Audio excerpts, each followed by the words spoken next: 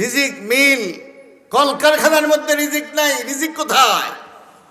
ওয়াফিস সামাই রিজকুকুম ওয়া মা তুআদুন। সুবহানাল্লাহ। আল্লাহ তাআলা বলছেন, ও আমার গোলামেরা, রিজিক হলো আসমানে। রিজিক কোথায়? আসমানে। সুতরাং রিজিকের দরকার হলে আমরা কোন দিকে তাকাবো? কোন দিকে তাকাবো?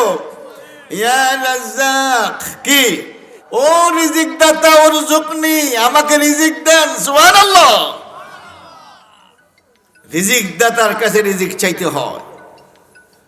রিজিক দাতা যদি বন্ধ করে দেয়, আপনার গরু দুধ কম দেবে, আপনার জমিনে ফসল কম উৎপন্ন হবে, আপনার কারখানায় সুতা কম উৎপন্ন হবে।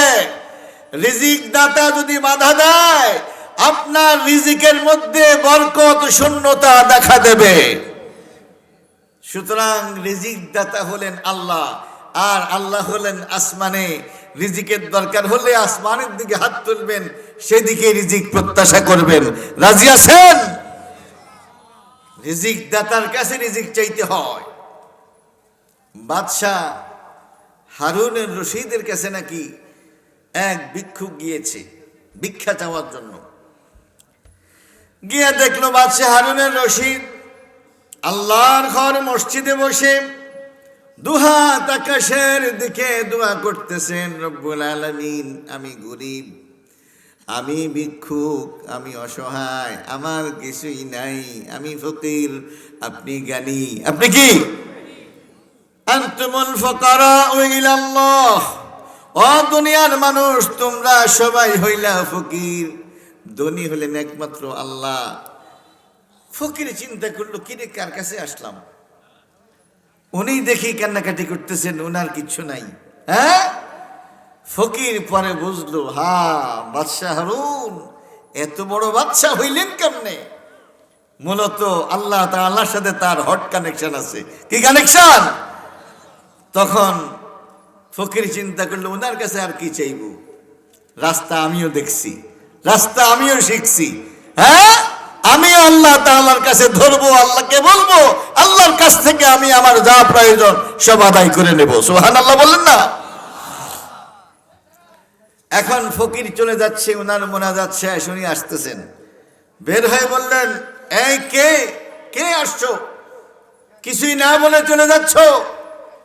ফকির বলল, আসছিলাম তো আপনার কাছে, আইসা যা দেখছি মোটামুটি আমার একটা বুঝ হয়ে গেছে। কি হয়েছে? আমার বুঝ হয়ে গেছে, আমি রাস্তা চিনছি। আপনি এত বড় বাদশাহী কেমনে পাইছেন? এ রাস্তা চিন্তা গেছি। কি বলেন, ঠিক কিনা? আপনি যে আল্লাহর কাছে চাইয়া আজকে বড় লোক হয়েছেন, সেই আল্লাহ কি এখনো আছে নাকি নাই? সে আল্লাহ এখনো আছে। যিনি আপনাকে সৃষ্টি করেছেন, তিনি আমাকেও সৃষ্টি করেছেন। কি বলেন, ঠিক কিনা? সুতরাং আমি আমার সমস্ত প্রয়োজনের কথা কাকে বলবো? আল্লাহ তাআলাকে বলবো। আল্লাহ তাআলা আমাদেরকে তার শান, তার মান বুঝার তৌফিক নসিব করুন। সবাই বলেন আমিন। প্রিয় ভাইরা, আল্লাহ তাআলা কুরআনুল কারীমের মধ্যে বলেছেন, ওয়া মা মিন দাব্বাতিন ফিল আরদি ইল্লা আলাল্লাহি রিজকুহা। শুধু মানুষ না, জমিনের মধ্যে হাজার হাজার লক্ষ লক্ষ কোটি কোটি সৃষ্টি আছে নাকি নাই? আল্লাহ তাআলা বলছেন, সবার রিজিকের দায়িত্ব আমি আল্লাহ নিজ হাতে গ্রহণ করে নিয়েছি। লক্ষ লক্ষ কোটি কোটি সৃষ্টির মধ্যে মানুষ হলো একটা জাত। কি বলেন, ঠিক কিনা? শুধু মানুষের রিজিকের দায়িত্ব আমি আল্লাহ তাআলা গ্রহণ করি নাই। সমুদ্রের মধ্যে কত প্রকারের মাছ আছে, কত প্রকারের জন্তু আছে, জানোয়ার আছে, কত প্রকারের প্রাণী সেখানে আছে। আজকে আমরা ডিসকভারির মাধ্যমে, বিভিন্ন চ্যানেলের মাধ্যমে আমরা যখন সমুদ্র জগৎ দেখি, তখন অবাক হয়ে যাই। ভূপৃষ্ঠের মধ্যে যা আছে এর থেকে বেশি যেন পানির নিচেই আছে। কি বলেন ঠিক কিনা? এক একটা মাছ আমার আপনার মতো 10 জনকে খেয়ে ফেলতে পারবে। কি বলেন ঠিক কিনা? আপনার আমার ওজন কত?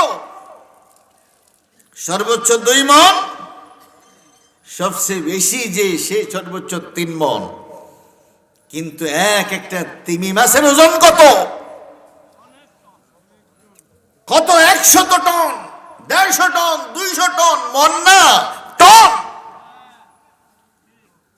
আপনি কদ্দুর খাবার খান, মাত্র 5 লোকমা খাইলেই আপনার পেট ভরে যায়। হাজার হাজার তিমি মাছ সমুদ্রে অতল গহ্বরে আছে, তাদের খাবারের দায়িত্ব কে গ্রহণ করেছে? ভূপৃষ্ঠের মধ্যে সবচেয়ে বড় প্রাণী হলো হাতি। আপনি খান কলা, আর হাতি খায় কলা গাছ। কি বলেন ঠিক কিনা? যেই হাতিকে আল্লাহ তাআলা খাওয়াইতে পারে, সেই মানুষকে আল্লাহ তাআলা কলা খাওয়াইয়া বাঁচাইয়া রাখতে পারে না? প্রিয় ভাইরা, রিজিক দাতার কাছেই রিজিক চাইতে হয়। ইন্নাল্লাহা হুয়ার রাজ্জাকু যুল কুওয়াতিল মাতিন। নিশ্চয়ই আল্লাহ তাআলা হলেন রাজ্জাক, রিজিক দাতা। কি? রাজ্জাক। যারা মাদ্রাসায় পড়েছেন তারা জানেন রাজ্জাক মানে হলো, এটা সুপারলেটিভ ডিগ্রি, অত্যধিক রিজিক দাতা। অত্যধিক কি? রিজিক দাতা। তাহলে রাজ্জাক বললেই হতো, সাথে আল্লাহ তাআলা যুল কুওয়াতিল মাতিন কেন বললেন? যে তিনি প্রচন্ড শক্তিশালী, ক্ষমতার অধিকারী। এই শব্দটা কেন ব্যবহার করলেন?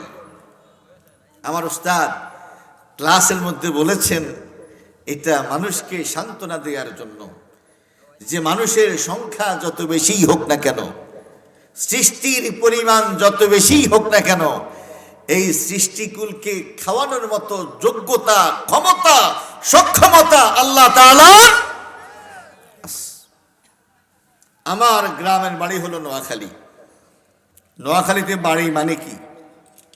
বাড়ি মানে হলো যেখানে থাকবো সেখানে থাকার ঘর, সামনে একটা উঠান দরকার হয়, রান্না করার জন্য আলাদা ঘর, এরপরে টয়লেটের জন্য আরো প্রায় 500 গজ দূরে গিয়া আলাদা টয়লেটখানা, এরপরে আলাদা পুকুর। কি বলেন ঠিক কিনা? অন্তত গ্রামের বাড়িতে একটা বাড়ি করতে গেলেই সবগুলো মিলাইয়া প্রায় 50 ডিসিমের মতো জায়গার দরকার হয়। মানুষের সংখ্যা এখন বাড়ছে নাকি কমছে? বসছে। সুতরাং 50 ডিসিমের মধ্যে এখন আর একজন থাকার সুযোগ নেই। আল্লাহ তাআলা মানুষকে প্রযুক্তি শিখিয়েছেন। ও আমার গোলামেরা, মাত্র 5 ডিসিম জায়গার মধ্যে 50টা পরিবার থাকবে, খাবে, তাদের প্রয়োজন পূর্ণ করবে, কোনো সমস্যা হবে না। কি বলেন ঠিক কিনা? আপনি ফাইলিং করলেন, ফাইলিং করার পরে আপনি 10 তলা, 20 তলা, 50 তলা পর্যন্ত উঠলেন।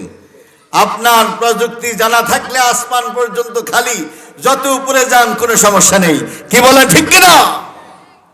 সুতরাং এই কথা বলার সুযোগ নেই। মানুষ যদি বেড়ে যায় তাহলে থাকবে কোথায়? আল্লাহ তাআলা জানেন মানুষের সংখ্যা বেশি। এক সময় ছিল 7 কোটি বাঙালি, 7 কোটি কম্বল। কি বলেন ঠিক কিনা? এখন 18 কোটি মানুষ, 18 কোটি মানুষকে থাকতে হবে। আল্লাহ তাআলা আমাদেরকে প্রযুক্তি শিখিয়েছেন, ইঞ্জিনিয়ারিং বিদ্যা আমাদেরকে শিখিয়েছেন। এখন মাটির গভীরে ফাইলিং করে 50 তলা, 100 তলা, 200 তলা পর্যন্ত মানুষ উপরে ওঠার সুযোগ পাচ্ছে। কি বলেন ঠিক কিনা? তাহলে যিনি আপনাকে সৃষ্টি করেছেন, আপনাকে রাখার দায়িত্ব, বাসস্থানের দায়িত্ব, তিনিই আপনাকে শিখাবেন। কি বলেন ঠিক কিনা?